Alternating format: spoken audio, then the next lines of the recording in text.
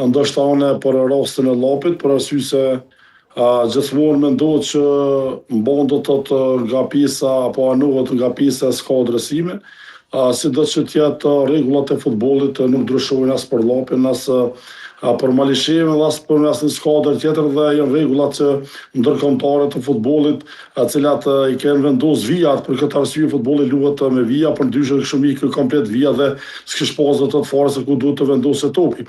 Sido që tjetë pa justifiku humbjen, e kemi cikë do të thotë, por është ndoshta mund të them do të thotë ndeshja 3 rradhëzi, do të thotë që Llapi po merr nga ndeshje, penalizime të tilla dhe gjykimi do të thotë i cili për neve nuk është mënyrë e drejtë të dur, nuk duhet të mohoj asgjë sot ku do të thotë kartoni koçi i cili nuk është jap të skuadra Malishevës, nuk them që ky karton ka mund ta fitoj Llapi ndeshjen, apo nga ajo kohë prapë kemi mundur ta humbim ndeshjen, por mendoj që rregullat e futbollit të thonë gjë të tillë, për cilën vetë besoj që paralesat që keni prezant ato do ta diskutojnë këtë pjesë, a duhet të anulohet ky gol apo jo. Kur e kena varin prezant, nuk di se si mund të gaboj dhe do të bëti gabimi i cili ka ndodhur sot në ndeshjen Malisheva Llapi.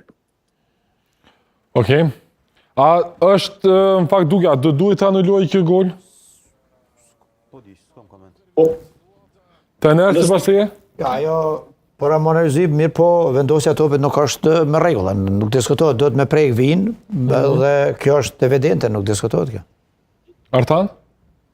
Po për mendimin tem përderisa aty e kanë bën një farë rrethi dhe topi do të më u fut brenda, bjen që ose me prek vijën. Vetëm vijën me prek, realisht është rregulla ja, kupton. Pajtona me trenerin Tahir kur thotë që kur gabohet edhe me këtë sistemin e varit, atëherë për më është shumë keq. Unë vetë kam qenë pjesë e di si punohet brenda, edhe është veç nëse për me kamermanat diçka janë kanë fort dekoncentruar, se për ndryshe një